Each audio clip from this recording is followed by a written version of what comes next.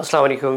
मेरा नाम डॉक्टर आसिम है और मैं शिफा इंटरनेशनल हॉस्पिटल इस्लामाबाद में एज अ यूरोलॉजिस्ट एंड्रोलॉजिस्ट काम कर रहा हूँ। एंड्रोलॉजी वो फील्ड है जो मर्दाना पांचपन, मर्दाना कमज़ोरी से मुतल्लिक बीमारियों का इलाज इसमें शामिल होता है। ऑफ कोर्स एक पेशेंट 20s में है, उसके hormonal parameters are different than the guy who is 60, तो डेफिनेटली स्पर्मेटोजेनेसिस ज़्यादा और कम हो सकती है, लेकिन एब्सोल्यूट फिनिश नहीं होती कि हम कहें कि after 60 you are not gonna make sperm. ऐसा नहीं है।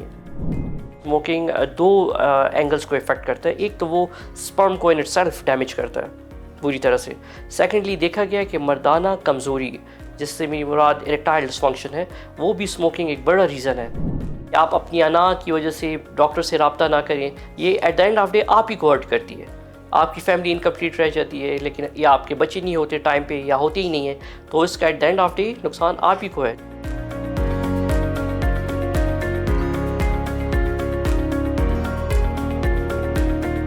बेसिकली जब कोई कपल कंसेप्शन की या प्रेगनेंसी की ट्राई करता है तो उसके दो एस्पेक्ट्स होते हैं, एक मर्दाना, दूसरा ख़वातीन की तरफ से। अब इनफर्टिलिटी मेल की उसकी अपनी वजूहात हैं और फीमेल्स की अपनी वजूहात हैं। ओवरऑल देखा गया है कि इनफर्टिलिटी के लेबल के अंडर ख़वातीन में 60% वजूहात होती हैं। 40 या 39% हम कह सकते हैं कि इनफर्टिलिटी का रीज़न मेल होता है।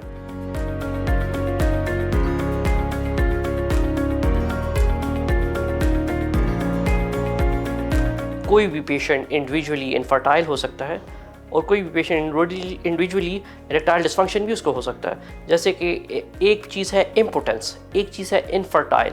Fertility is more related with the sperm, या पेशेंट के बच्चे नहीं हो रहे, आल्दो कि वो वाइफ से मिल सकता है normally, but still they can not conceive.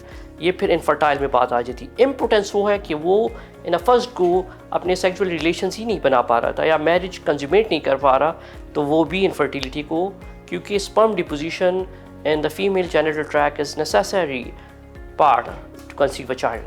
तो अगर एक पेशेंट स्पर्म डिपॉजिट ही नहीं कर पा सकता फीमेल जेनिटल ट्रैक्ट में, तो एक बड़ी वजह हो सकती है इनफर्टिलिटी की।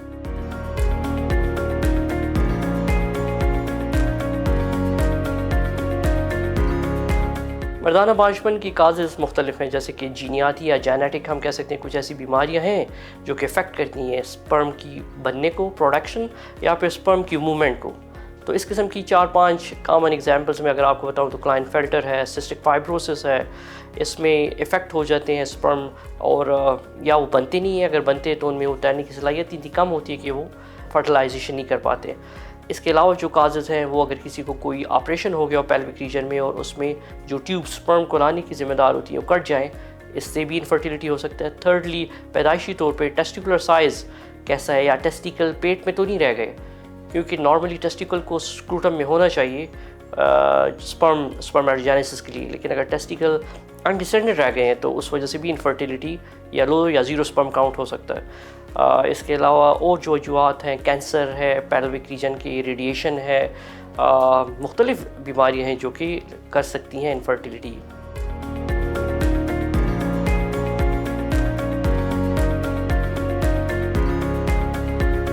बिल्कुल, स्मोकिंग दो एंगल्स को इफ़ेक्ट करता है। एक तो वो स्पर्म को इन इटसेल्फ डैमेज करता है पूरी तरह से। सेकेंडली देखा गया कि मर्दाना कमज़ोरी, जिससे मेरी मुराद इरेक्टाइल डिसफंक्शन है, वो भी स्मोकिंग एक बड़ा रीज़न है। तो अगर एक पेशेंट को इरेक्टाइल डिसफंक्शन है, ये इन इटसेल्फ इनफर्टिलिटी कर सकता है। अगर पेशेंट इस काबिल ही नहीं है कि वो अपनी वाइफ के साथ ताल्लुकात कायम कर सके, this is one of the big reason हमारी सोसाइटी में कि फैमिली आगे बढ़ती नहीं है, प्रेगनेंसी होती नहीं है।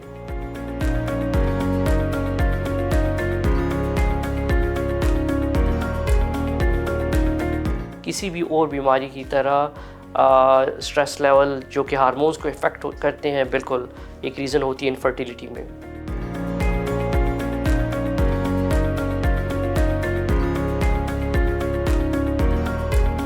एक कंडीशन है जिसको वेरिकोसील कहते हैं, जिसमें टेस्टिस के आसपास खून की रगें सूज जाती हैं।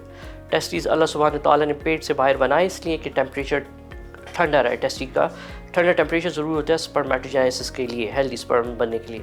जब वेरिकोसील होने लगता है, वेरिकोसील में जब खून की रगें सूज जाती है फॉर सम रीज़न, तो फिर सारा दिन ग्रेविटी की वजह से ब्लड नीचे बैठा रहता है और ब्लड अपनी गर्मी दे रहा होता है टेस्टिस को, जिसकी वजह से 60% चांसेस कम हो जाते हैं प्रेगनेंसी के। अगर टाइट क्लोथिंग इतनी टाइट है कि वो नीचे प्रेशर बढ़ा रही है और ब्लड को नीचे रोक रही है और वेरिकोसील है पेशेंट को, definitely it's gonna affect the fertility. अगर हम एनवायरमेंटल पोल्यूशन एक्सपोजर हो गया, स्मोकिंग, मैरिजुआना, अल्कोहल इनटेक, ये काफ़ी चीज़ें ऐसी हैं जो कि अफेक्ट कर सकती हैं आपकी। इसके अलावा अगर किसी पेशेंट को डायबिटीज़ है और स्ट्रिक्ट कंट्रोल नहीं है उसका, उसमें भी इफेक्ट हो सकते हैं। बाकी ऐसी कुछ चीज़ें हैं generally, but mainly I would say smoking, marijuana, alcohol.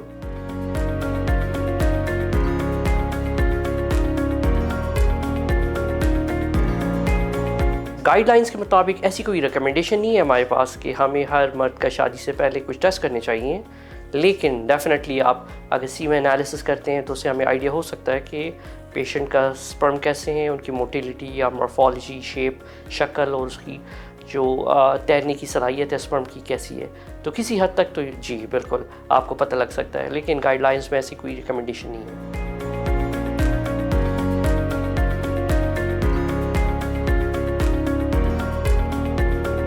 इसको मैं इस तरह से कहूँगा कि लेट सपोज अगर हम 4-5 एस्पेक्ट्स की बात करते हैं। पहला एस्पेक्ट ये है कि पेशेंट की हिस्ट्री, उसको और कौन सी बीमारियाँ हैं, वो जॉब किस किस्म करते हैं, किस एनवायरनमेंट को एक्सपोज होता है, ये मल्टीपल रीजन जो हिस्ट्री बेस्ड है। सेकेंडली फिर आते हैं स्पर्म एनालिसिस या स्पर्मियोग्राम या फिर सीमेन एनालिसिस, जिसमें स्पर्म की शेप, उसका वॉल्यूम सीमेन का, फिर उसकी मूवमेंट एबिलिटी और काउंट, ये सब चीज़ें मैटर करती हैं। फिर उसमें पस सेल्स एक्चुअली हैं, राउंड सेल्स की क्या पोजीशन है। फिर हार्मोन्स आ जाते हैं जो आपके ब्लड से रन करते हैं और उसमें पता लगता है कि पेशेंट की बायोकेमिकल केमिस्ट्री कैसी है। थर्डली फिर फिज़िकल एग्ज़ाम, जिस पे आप देखते हैं कि कहीं पेशेंट को कोई वेरिकोसील या स्ट्रक्चरल एबनॉर्मलिटी तो नहीं है टेस्टिकल्स की, जिसलिए फिर आप अल्ट्रासाउंड वगैरह करते हैं। तो ये मल्टीपल चीज़ें होती हैं जो कि इनफर्टिलिटी काज कर सकती हैं और इसको आप ट्रीट कर सकते हैं।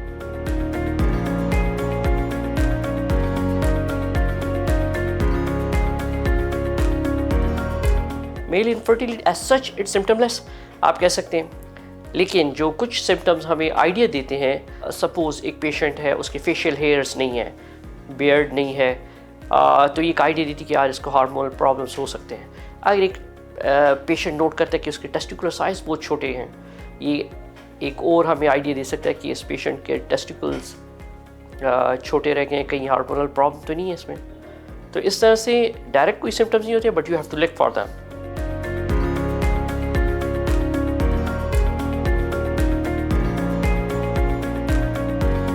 अगर कोई हाई रिस्क पेशेंट हो, जैसे कि किसी को रेडियोथेरेपी होनी हो कैंसर की, या किसी को कोई और बीमारी शुगर वगैरह अर्ली एज में हो जो, तो वो कर ले अपने सीमेन एनालिसिस एट टाइम तो अच्छा है, ताकि अगर स्पर्म फ्रीजिंग की ऑप्शन हम उसको दे सकते हैं तो पहले से ही दे दें। वैसे जनरली एक अच्छी हिस्ट्री मरीज़ से, फिज़िकल एग्ज़ाम, उसके बाद सीमेन एनालिसिस, हार्मोन एनालिसिस और अल्ट्रासाउंड, ये काफ़ी है।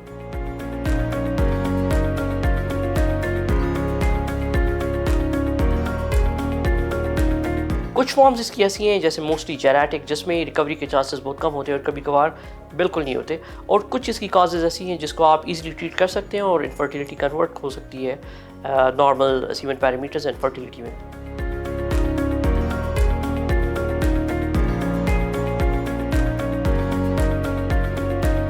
लेट्स सपोज अगर ब्लॉकेज है, हमें हार्मोन्स से और एग्ज़ाम से आइडिया हो गया कि टेस्टिस स्पर्म बना रहे हैं, तो फिर हमें ये शक होता है कि कहीं ब्लॉक्स तो नहीं है ट्यूब्स, तो सर्जरी की तरफ जाएगा। अगर हार्मोनल प्रॉब्लम है तो फिर उसको मेडिसिन देनी पड़ती है। तो डिपेंड करता है, ये मैं ग्रॉसली बात कर रहा हूँ कि पेशेंट की इनफर्टिलिटी की रीज़न क्या है।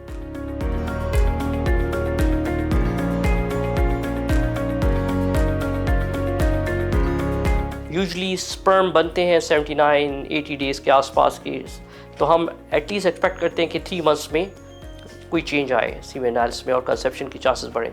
तो it takes like 3 months, sometime 6 months में मोर।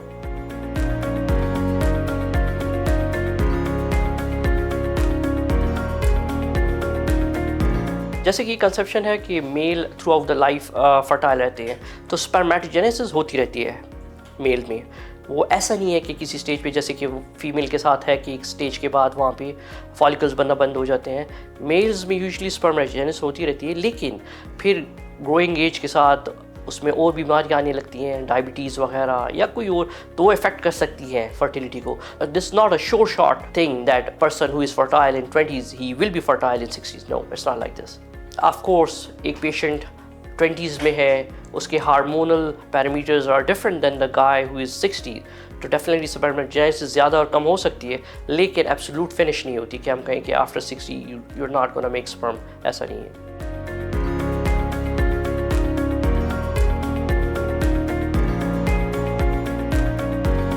मेरी रिकमेंडेशन ये है कि अगर तो किसी पेशेंट को डायबिटीज़ या ऐसी बीमारी है, एक तो उसका स्ट्रिक्ट कंट्रोल होना चाहिए, सेकेंडली डाइट में स्पाइसेस और फैट इंटेक कम से कम होना चाहिए, meat intake and fish intake जो ड्राई हम कहेंगे वो ज़्यादा होना चाहिए, और एक्सरसाइज इट्स अ मस्ट। अब तो जब आप जिम जाते हैं तो प्रोटीन वगैरह लेते हैं तो you need to make sure कि वहाँ पे उसमें कोई स्टीरॉइड्स ना हो, और साथ में हर्बल प्रोडक्ट्स जो है रिकमेंडेड नहीं होते। तो ये कुछ चीज़ें होती हैं जो पेशेंट को मैं रिकमेंड करता हूँ।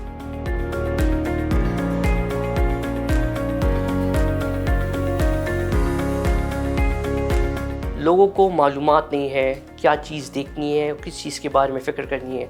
सपोज़ एक कपल है, उसकी फर्टिलिटी का इशू है, तो मर्द हजरात को ये पता होना चाहिए कि उनके पास एक सर्टन अमाउंट ऑफ टाइम है, क्योंकि ख़वातीन की रिप्रोडक्टिव पोटेंशियल एक 37 ईयर्स ऑफ एज के बाद कम होना शुरू हो जाती है। They have to think and act early. इसमें ये बात कि आप अपनी अना की वजह से डॉक्टर से रब्ता ना करें, ये at the end of day आप ही को हर्ट करती है।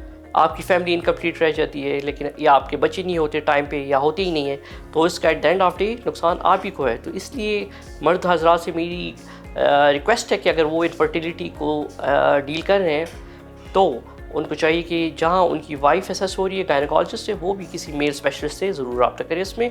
सेकेंडली एज अ पेरेंट हम देखते हैं कि हमारा चाइल्ड जब ग्रो कर रहा होता है तो आया कोई उसमें ऐसी कमी तो नहीं रह रही, या उसका वज़न बहुत ज़्यादा बढ़ा है, या वो हमें कंप्लेंट तो नहीं कर रहा कि उसके पिनाइल या टेस्टिकुलर साइज़ बहुत ज़्यादा छोटा रह रहा है, या उसकी दाढ़ी मूंछ के बाल टाइम से नहीं आ रहे।